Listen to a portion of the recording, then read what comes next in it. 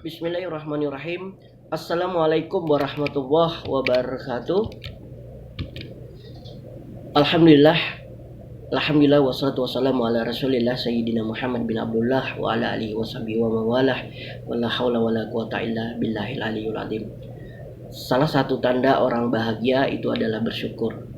Dalam kesempatan ini saya mengajak teman-teman, mudah-mudahan kita selalu senantiasa menjadi pribadi yang bersyukur, ya, sehingga kita merasakan kebahagiaan dalam setiap langkah kita, aktivitas kita, dan dimanapun kita berada. Seperti apa yang kita hadapi pada saat ini, yang kalau kita lihat pemberitaan lingkungan kita ini sesuatu yang luar biasa, tapi tidak mengurangi hikmat dari teman-teman. Mudah-mudahan teman-teman di sana dalam keadaan sehat walafiat, dalam keadaan tetap bahagia meskipun berada di rumah dengan segunung tugas katanya. Tapi mudah-mudahan jadikan itu tantangan, jadikan itu kreativitas aktivitas teman-teman, sehingga bisa merubah paradigma negatif menjadi positif. Karena yang justru mengedonkan kita, membuat kita sakit itu dari pikiran kita yang konotasinya selalu berpikir negatif, seujun, berprasangka, iri, dengki, dan sebagainya.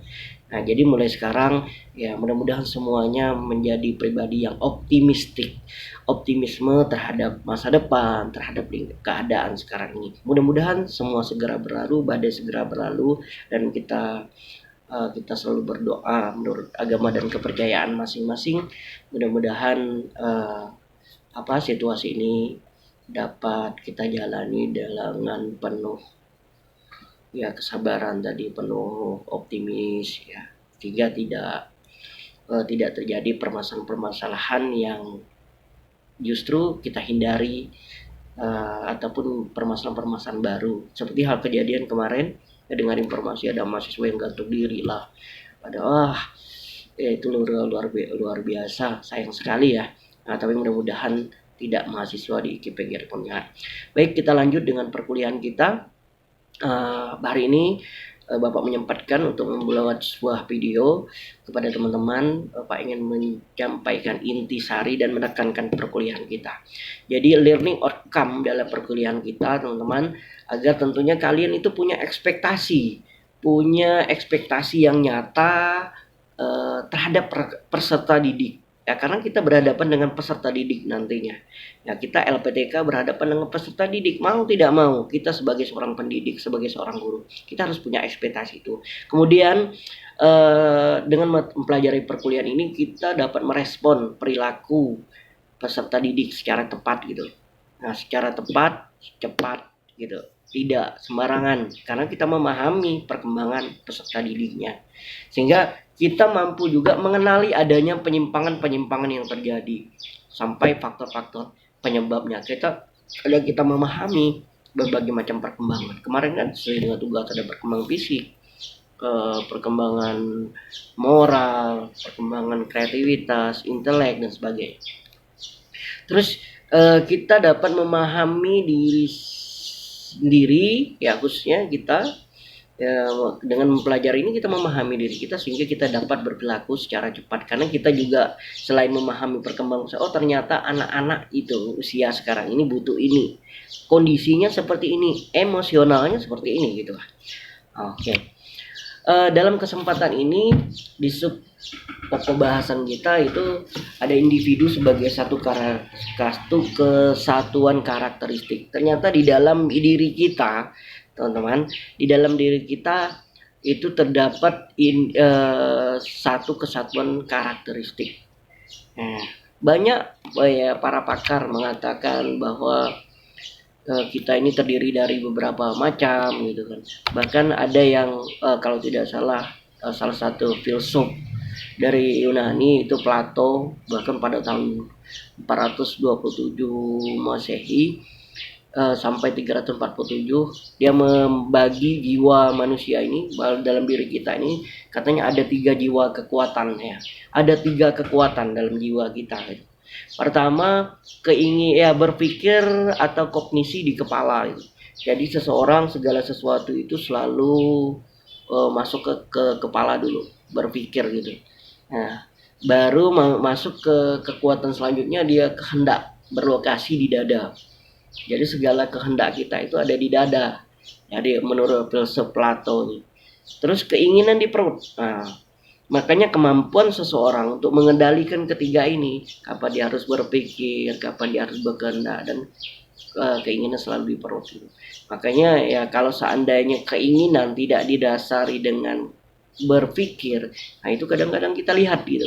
Contoh-contoh misalnya orang yang tanpa berpikir dia mencuri, korupsi, melakukan hal-hal karena untuk memenuhi rasa perutnya itu, karena dia tidak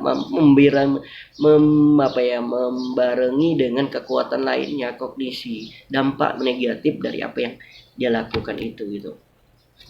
Terus filsuf selanjutnya guys, teman-teman, ada dua kekuatan menurut filsuf Aristoteles. Aristoteles itu menyebutkan ada dua kekuatan juga, kekuatan jiwa manusia itu. Pertama, kognisi yang disebut dengan juga gejala mengenal terhadap segala sesuatu.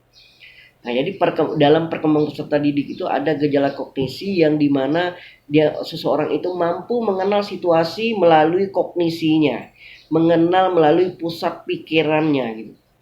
Yang kedua, itu ada konasi yang disebut gejala menghendaki yang berpusat pada kemauan. Antara pikir dan kemauan. Nah, ini merupakan juga satu kesatuan, guys.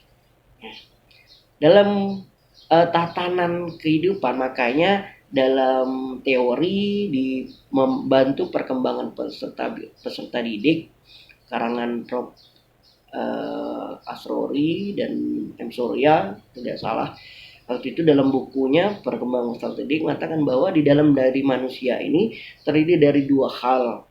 Yang pertama itu aspek fisik atau aspek fisiologis, dan yang kedua aspek rohani psikologis, antara jasmani dan rohani, fisiologis dan psikologis. Ibaratnya sering orang mengatakan ada pertumbuhan, ada perkembangan. Nah, pertumbuhan itu dilihat dari hal yang tampak. Misalnya kita kekuatan, ibaratnya tangan saya ini tambah besar, tambah panjang, ini tumbuh. Tapi kematangan dari kekuatan yang tangan yang dimiliki, nah itu merupakan salah satu perkembangan. Jadi antara pertumbuhan dan perkembangan. Bisa tumbuh kita dari segi fisik. Nah, badannya besar, tapi dilihat dari kemampuan dia mengangkat barang, itu dari perkembangan. Nah, terus kemampuan dia berpikir, ya dari perkembangan. Makanya Anda jangan heran teman-teman, lihat orang badan besar, tapi pikirannya cemen. Nah, badan besar, kamu ini badan jak besar. Nah, pikiran kayak anak-anak. Enggak heran, karena individu terdiri dari berbagai macam karakteristik tadi. Nah, kita dengan ini kita memahami nih, ada peserta didik kita yang badannya besar, badannya kecil, padahal mereka usianya sama gitu. Nah, berarti antara pertumbuhan dan perkembangan mereka kadang-kadang ada yang cepat, ada yang lambat, nggak balance, nggak sama gitu. Nah, pasti teman-teman akan memahami itu semua, mengenali itu. Ya. Oke, kita akan lanjut.